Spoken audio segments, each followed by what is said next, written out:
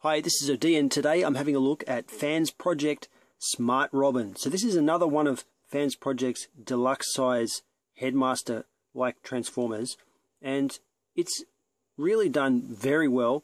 I've got to say though, straight out of the box, I wasn't as excited as I thought I would be to get this guy, and I think it's got to do with the fact that Fansproject have just got so good at this kind of figure that I'd be more disappointed if it didn't turn out good, but the expectation is there that it's going to be such a smash hit that it's nothing that I didn't expect. Let's just put it that way. Here he is with his cohort Headmaster code, both part of the Function X line, and they look so cohesive and so well done that if you didn't know that they're from Fansproject, well, at least I would just assume by seeing these that they're out of some new updated Headmaster show, because you can see the design cues carry really from one to the other, and they look fantastic. But that's not what they are. These are third-party transformers. Here's a size comparison with a more official toy. We've got the Generations Warpath figure. I think Warpath in his wave was one of the shorter figures, so maybe if I had Jazz or someone, it would be almost comparable in size. By today's standards, the deluxe figures are up to about here. They're really crappy toys when we compare them to these older generations, so I don't like to use them in comparisons against something like Fansproject. It's just not really fair, but he does fit right in with a guy like Warpath, and I feel like they look pretty cool together. Fansproject Headmasters are interchangeable, so I'm going to pop his head off and stick Code's head on. So if for some reason they need to swap bodies, that's definitely a possibility. Still has his side-to-side motion. Now there's no backwards and forwards motion on this, but I don't really miss it on a figure this size anyway. Here's SmartRobbin stacked up next to Perfect Effects Warden, who I just recently reviewed also. You can see that as far as Headmasters go, Warden is a massive robot compared to this, but I feel like they're kind of in scale to each other, so I'm perfectly happy style-wise and size-wise to show these on the same shelf at the same time. The heads are not cross-compatible, in case you are wondering. Looking from the back, you can see that this aeroplane nose cone section can actually detach. So both can come off. I'll just show one for now, but that's basically his gun, which just pegs straight into the hand like that. It's a really nice looking gun. It's got multiple paint apps, grey and red, on this kind of turquoise plastic, and it looks really fantastic. Now, unlike a lot of Transformers weapons, there is no bad side. I mean, this side does have a screw, but it also looks good. So, in fact, the whole figure has that going for it. There's no real bad side. Like, I know there's an opening here, but that's really, the wings are folded up, part of the transformation. All of these sections are solid and not full of cavities, which is getting to be really the main differentiating factor between third-party and official Transformers these days. Even on the best figures, like some of the Voyagers, they're still having too many cavities, whereas third-parties seem to have never gone that cheap-out route yet. I chose to get SmartRobbin as opposed to the Toy World version of the character, and that's because I feel like he was in scale with the Code figure, and this just looked better to me. But as far as Hardbone here is concerned, I actually like Hardbone to be this size. So although I'm not ruling out, I mean, of course, if Fansproject do one, I'll get it just because based on the strengths of the other ones. But I like this Hardbone figure to be this big. I think it's more appropriate that a tank be built solid like that.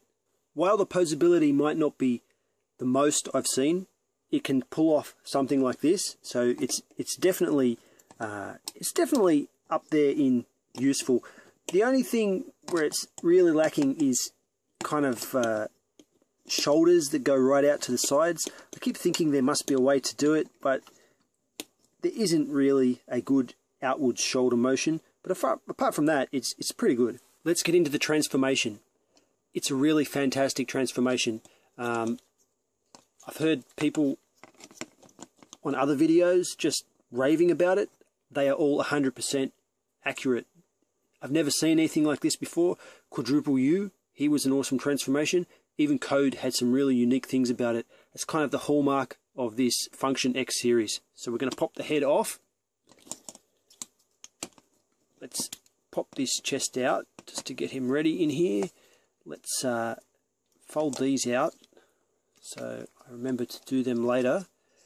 I'm going to grab these legs and then just fold these out as well and snap them in at the front. I'm not sure if this is how the instructions tell to do it. This is just the way I like to do it, to get the extremities kind of done first. Helps me to remember how to do the rest. Next, this is the cool part. Just watch this. I'm going to pop it out, and all of those little hinging points are going to make it extend up, and then it just tabs together. Flip that around and close it. Bend up the nose. It will just snap on like that. Okay, these points are going to go like this, but they're going to sort of collapse in like this. But for the moment, I'll just put them out of the way by pointing them up. We want this side panel that can open like that to be on the top side. I think that means I have to flip this around. Yeah, that seems right. Bend the thighs so they're just pointed like that.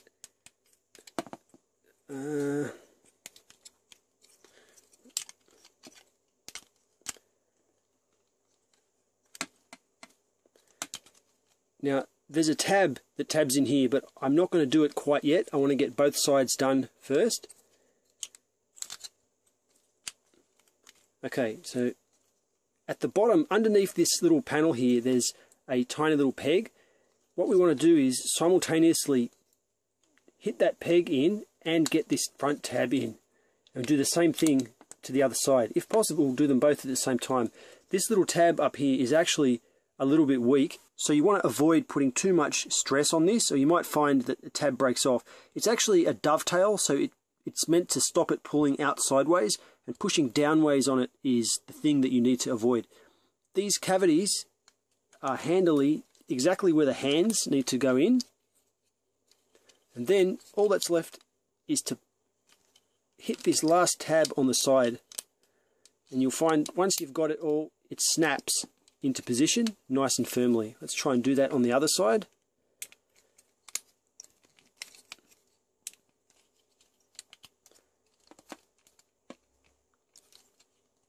There we go. Now, there's one last detail to do. Grab our guns from the robot mode and slot them in here.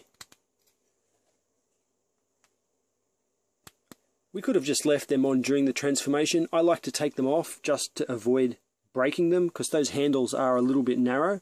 And there is our Spaceship Mode. Now there are wheels at the front that you can pull out, and my fingernails hurt, I'm not going to do that. And back here, here's how the little Headmaster ends up. And he's a pretty cool looking robot. He's actually one of the best heads so far. If you look at the back, the face of the bigger robot is covered up, so that doesn't look ugly. The play value comes where you open this hatch here. Now we grab our little guy and put him in this seated position. We can stick him right there in the cockpit and shut the window over the front. And we have a piloted spaceship, and it looks really fantastic, spot on.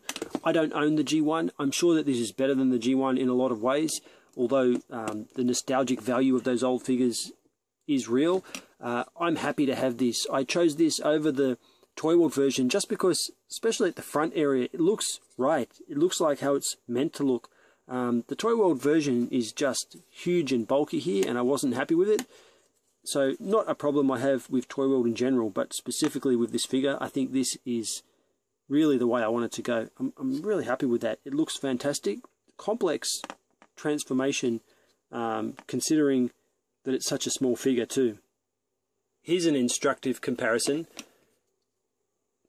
Fansproject Deluxe Class, current Deluxe Class.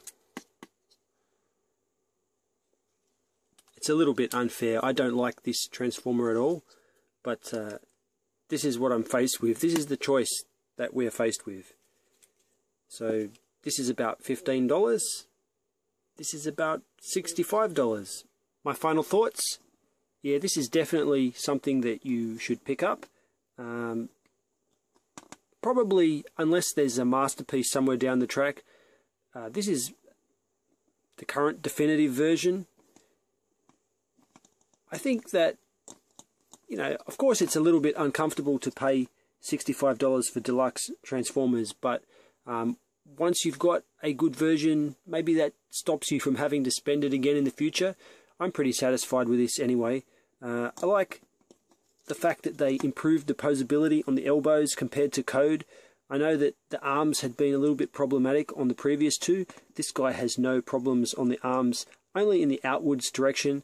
The ball is pretty hardcore. You can see I'm putting force on it till it pops off there. Nice hard snap there. It doesn't pop off too easy, so it doesn't really cause that much trouble that it fails to bend outwards a little bit. Based on what we've seen online, I guess the next one to come is going to be Mindwipe, and I can't wait to get him. He had those huge bat wings on him, so we're going to have an even split between Autobots and Decepticons here. Really what I'm curious about is who will be next, or are they just going to stop this line? I see they've been putting their work into Revolver, so I'm really excited to get him, and I wonder if that means that the Function X line is going to slow down or not. I hope it doesn't. I hope they keep both lines going simultaneously. I've told you before, I'm not too impressed with the Menasor, the smaller robots at least. I have the Motormaster Core, I can't remember what he's called, Diesel or something. He's en route to me right now, so I'm hoping that he's going to be at least on par with these Function X guys, and I'll be reviewing him pretty soon. So this is Odeean. This has been my video review for Fansproject SmartRobbin. Thanks for watching.